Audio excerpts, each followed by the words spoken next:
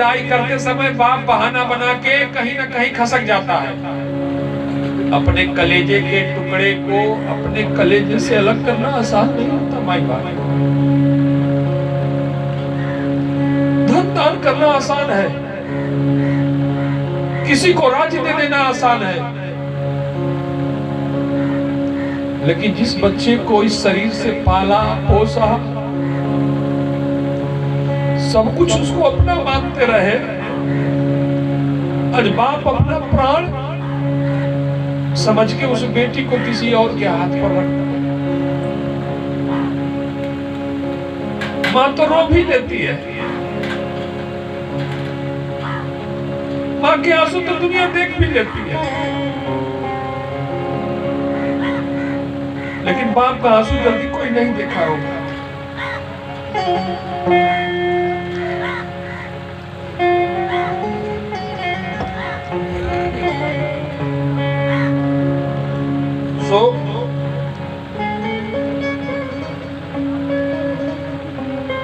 हिमांचल जी ने आज अपने आप को असहाय माना। मानस में तुलसीदास जी लिखा ही कारज हिमगीत गृह जाई। हिमांचल पहाड़ है ना, हिम माने पत्थर होता है ना, लेकिन आज बेटी की विदाई करते समय पत्थर भी पिघल के मोम हो गया।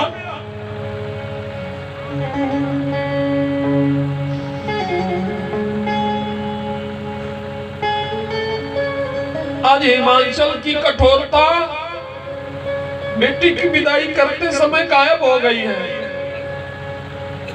रोक नहीं पाए थे हिमांचल अपने आप, इसलिए घर के कोने में कैद कर लिया था। कैसे सामना करेंगे हम? बिटिया को तो खूब समझाया था, यही मना के रोक लेती, यही रहती, हमारा कौन है तुम्हारे सिवा। लेकिन सच है ना, एक चुटकी सिंदूर ही सब कुछ बदल देता है ना। अब इस पीड़ा को वो महसूस करती होगी जिसका विवाह हुआ है। सिंदूर के मांग में पड़ते ही बच्चियों का अधिकार गायब हो जाता है। इस बाबूजी से जबरदस्ती करती थी ये ले आओ बाजार से, जिस भाई के साथ घर में बैठ के लड़ा करती थी, आज उसी घर में वो अपने आप को अकेला पाती है। कैसे कहे अब हम इस घर के नहीं रहे, अब हम यहाँ जबरदस्ती नहीं कर सकते, हमारा कुछ नहीं है।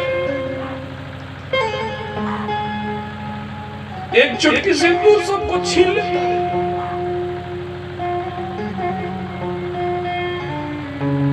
सो पार्वती जी स्वयं पिताजी को खोजते आई, समझाई, बाबा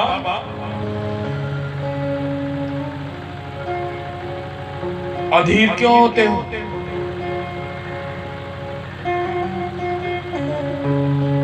हम मिल तो सकते हैं ना बाबा, शरीर की दूरी दूरी होती है क्या बाबा? हमारा मन तो तुम्हें ही बसता है बाबा। तब कहीं जाके हिमांचल जी अपने आप को संभाल पाए थे, पर जाते जाते इतना जरूर कहा था कि बिटिया आज से जो कुछ भी है तुम्हारा वो सब वही है, यहाँ कुछ नहीं है। माँ भी नहीं बोली थी, पार्वती जी शिव जी के साथ निकल चली थी। शिव पार्वती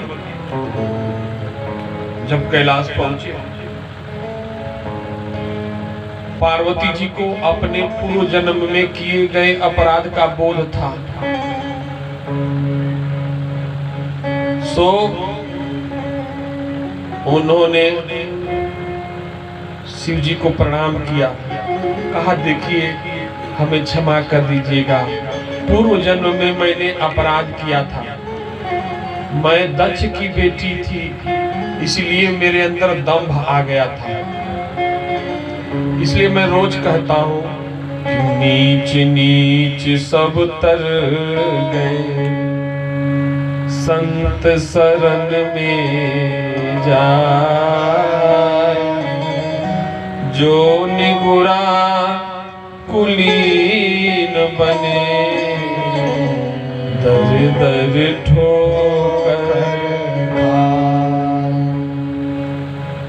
इसलिए कुलीन बनने के चक्कर में वो जीवन निकल गया था। अब इस जीवन में संभाल लो, क्या करूं?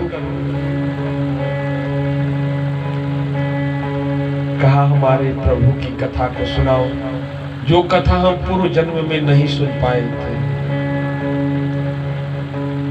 तो देखिए मानस में तुलसीदास जी तो लिखते हैं, हम नहीं रचना किए हैं रामचरितमानस का, तो किसने किया?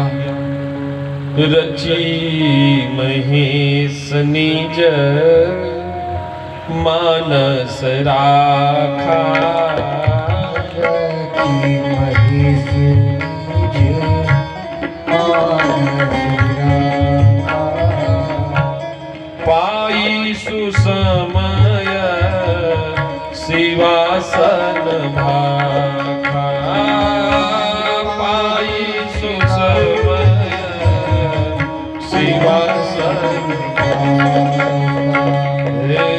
रचे महेश निज मानस